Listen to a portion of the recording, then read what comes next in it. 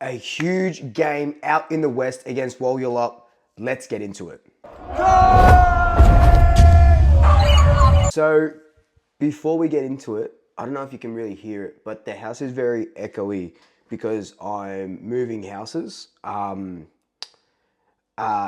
so I sold this house, moving houses, moving back in with my parents actually as I look for another house to buy. But this will be the last video in, you know, with the black and white background behind me. You can see that the everything's gone up here. So I started Swoop 5 years ago in this house. Been in this house for 10 years. And yeah, it's really sad to be sort of leaving my little bubble, my little nest. And yeah, you won't see the iconic black and white stripes anymore until maybe when I get the new house, I'll be able to paint something up similar or something. But yeah, this will be the last Swoop video in my current house, and it's sad, but yeah, fuck. Oh man, thank you for coming on this journey with me over the last 5 years, and here's to many, many more in new and wonderful places. Let's get into this preview. So we go over to Perth to take on Wollulop, the Dockers, which is their Indigenous name for these Indigenous rounds. And it is going to be an absolute cracking game. Like, you know, a couple of weeks ago, I would have said, okay, this is probably one of those chalk these downs as like one of those sort of wins we're going to get. But Fremantle can dish up anything that they Wollulop can dish up anything that they sort of want at the moment. Just see what they did to the Saints last week, where if they were accurate, they would have absolutely obliterated them, but they just couldn't get the accuracy right.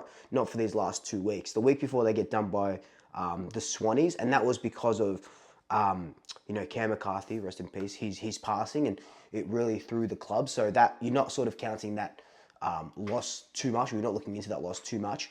But their win last week against the Saints was incredible. St Kilda had the lead a little bit, then Fremantle or Wollulop wrestled it back. They've got stars coming out of any which way, and so I think that this game will be a lot closer than it actually. Well, than I actually thought a couple of weeks ago. I think this is only going to be a couple of goals in it, and Collingwood are going to have to pull out every single one of the stops to get this win over in Perth. And if we can win over in Perth with a hostile crowd, you know, it's Lockie Schultz' 100th game. He's going to come in against his old side. It's going to be incredible, incredibly hostile. It's going to really set up our season. Wollulop love having their ball. They're one of the best clearance sides in the game. They're one of the best in and around side in the game. First in handballs, fourth in disposals, second in clearances per game. So they love the ball, and we're always coming up against sides that are really good in clearances, like Carlton and Essendon, you know. So we're going to have our work cut out for us again. But we've seen time and time again where no Mitchell, no Dugoli again. These guys know what they have to do now. We obliterated Carlton when they were the number one clearance side. We chucked Lockie Sullivan in, Jack Crisp, Nick Dacos. So we have these sort of plans where even though we haven't got our big stars in that middle doing what they do best, especially someone like Tom Mitchell, we have Lockie Sullivan that can step in for the role. And I think if we can just even it out, even add that clearance work and don't let him get that dominance, you know, that's Luke Jackson. I think Sean Darcy might not be playing from memory. I think he was injured, so I think he's a test. But Luke Jackson is absolutely incredible, a great player, a great pickup by them. The thing that the Dockers don't like is tackles. They're ranked 14th in tackles per game, which means that they're not going to give us that pressure that we probably have come to expect from other teams, right? Especially Adelaide last week. So if we can beat them in and around the ball, pressure them really well, they're not going to enjoy that at all. And if we can just get out a little bit wider, get a bit of ball in hand and possess that ball, they're not going to sort of come close to us. So I think that's where the game is won and lost. We've seen that our tackling numbers have been through the roof lately. Our pressure numbers have been through the roof.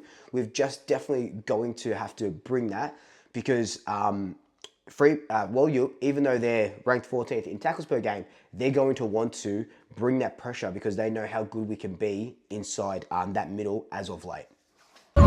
The game also comes down to our ins and outs. And we're not using injuries as an excuse for anything, but because of injuries, we get all these new players in. So we probably have about 4 players coming into the side. So Will Parker makes his debut. You would think as a Cat B rookie, he probably debuts as the sub, which, I've been against that, but that's okay.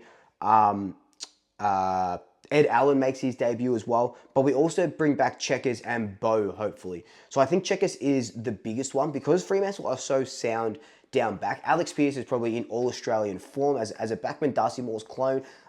So good. So you think that if we didn't have Checkers to kind of take Alex Pearce, who would go to him? There's no Jamie Elliott. There's no, a couple of other sort of forwards. So we needed that big forward. Mason Cox, probably not. So we need that big forward to kind of nullify Pearce's presence in that backline. So I think Checkers will do well there. Even Checkers doesn't kick a goal, doesn't kick a couple of goals.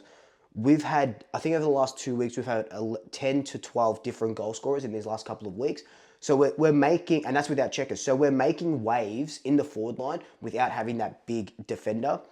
Without having that big attacker. But I think my check coming in takes away and nullifies Alex Pearce, so our small guys can get around Bobby. And, this could be, I keep saying it every week, and I just want Bobby to have a game where he's kicking 3 or 4 again.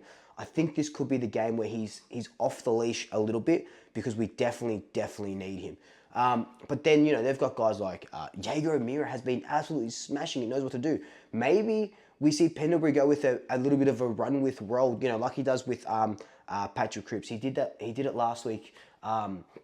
As well a little bit, but then he was able to get off the hook a little bit, but that's because Jordan De Goey was there. So now there's no Jordan De Goey. But Pendlebury does it well where he can also nullify midfielders. We saw it with Paddy Cripps. Maybe it's Jaeger O'Meara, because if you see some of O'Meara's work off the ball, he's getting into great positions, he's kicking goals, and he single-handedly nearly destroyed the Saints himself. My predictions and big call, like I said at the start of the video, I think it's going to be a pretty close game. I think we're only going to win by like 9 points. I don't think it's going to be a huge win. I'd love to see us come out and absolutely smash Fremantle and win by 30, 40 points. But I just can't see it. Fremantle is so good at the moment. They're 6-4. They've won 4 of their last 5 games, maybe 3 of their last 4 games or something like that.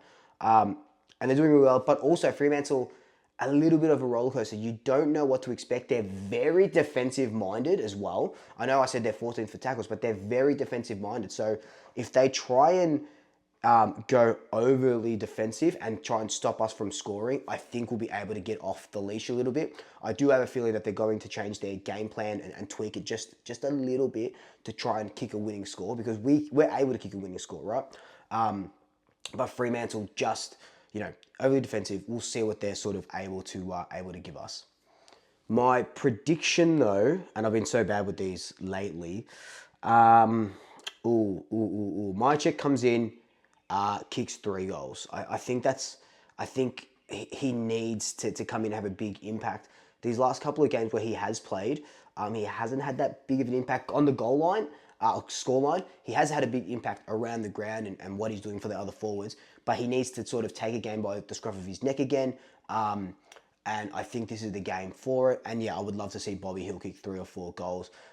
Having 11 individual goal scorers is amazing, but I want to see our big boys, kick bags and bags of goals, and this will be the perfect game for it. But look, guys, this has just been a quick preview because I am feeling pretty crook at the moment. I don't know if you can hear it. My head's all muddied with this move and I can't really concentrate. But let me know your thoughts down below on the Fremantle game or the Wallop game.